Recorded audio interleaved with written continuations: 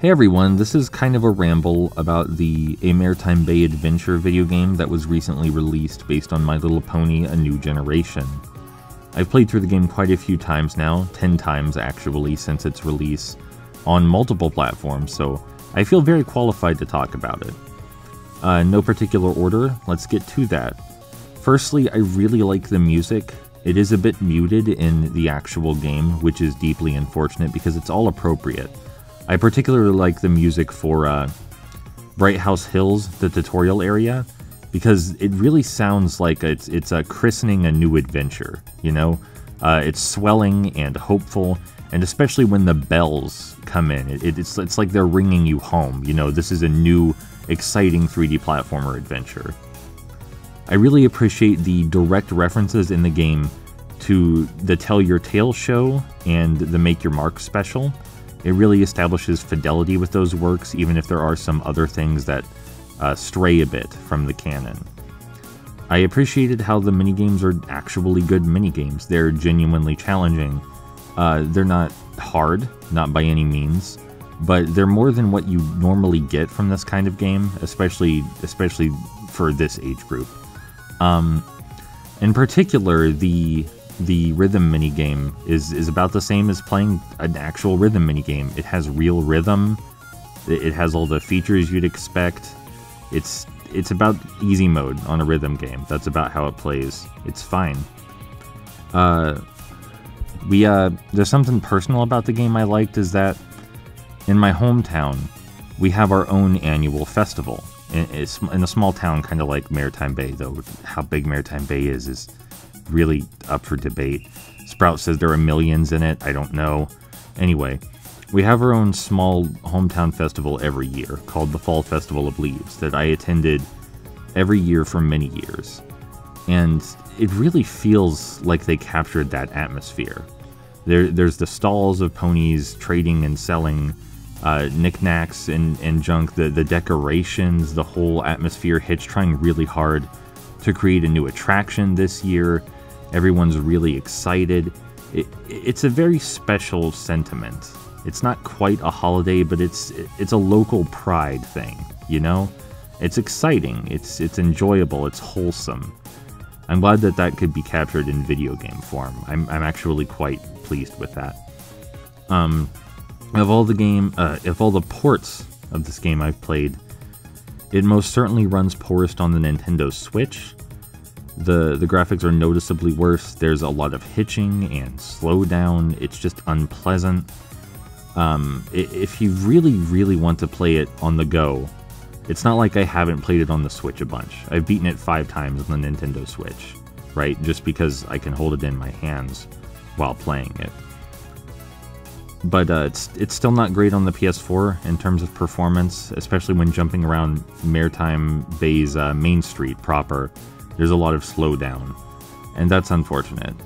I really feel like the slowdown and frame rate hitches shouldn't be happening on a PS4 Pro in a game that looks like this, but it's probably due to a short development cycle and a low budget, which, speaking of, in spite of the low budget, there is a great deal of polish in this game. There were no real bugs I encountered that impacted the gameplay in any way after 10 playthroughs.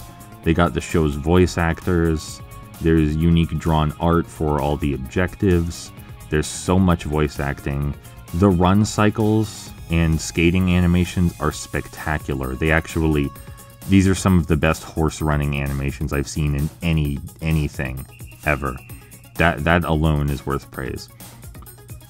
I really like how the world is all interconnected. It loops back on itself in really clever ways. Even if there's no real reason you should have to backtrack, just in case you feel like it all loops. It all loops on itself.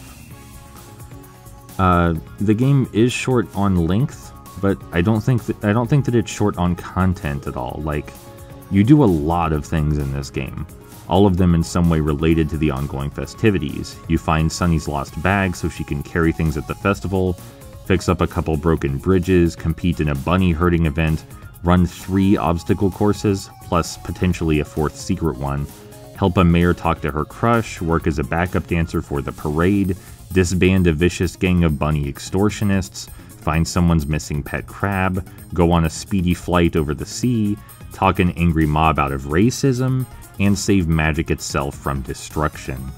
There's a lot of other stuff I didn't even mention.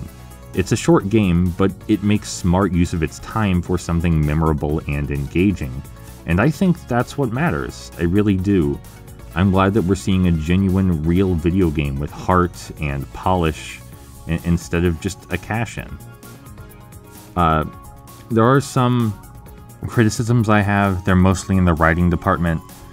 While I love Sunny's character portrayal here, and I think it really shows off her nature in its best light, there's no reason that she shouldn't know certain things about her town that other characters would.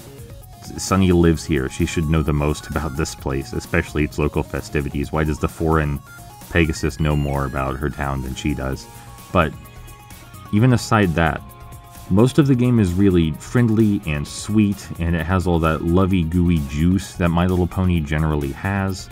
And it even has a new song that they threw in for the dance minigame. But there is this particularly weird spot about halfway through the game where someone defaces Hitch's billboard that he's using to advertise his bunny herding competition. And everybody's just kind of mean about it. Hitch is like, oh god, my billboard, understandably, because his billboard was ruined. And everybody's like, it doesn't look all that bad. Honestly, I think the horns look good on you. Do we have to fix it? I think that it looks good. It's clear that it's for humor, but it's still mean, like uncharacteristically mean of the characters to behave that way. And if they are teasing Hitch, he doesn't want it. He's clearly uncomfortable with it. There's no reason for them to be treating him that way. And it's especially strange because, like, Hitch is hot. He's supposed to be really handsome. That's his thing. That's a core part of his character. It's almost like the people who wrote those jokes didn't see the movie. The idea is that Hitch is super hot. That's like one of the fundamental character traits he has, and it sets up the conflict of Sprout in the initial film, is that he wants what Hitch has. He wants to be attractive. He wants to be competent. Why is Hitch just a punching bag in this section of the game? Hitch is not for bullying. Don't bully. Stop bullying. But that's definitely my biggest problem with it. I do think overall it's just quite nice. It's breezy, but everything about it is fun. And there's genuine 3D platforming and exploration and heart here. I like it, and I'm still not tired of it after 10 playthroughs.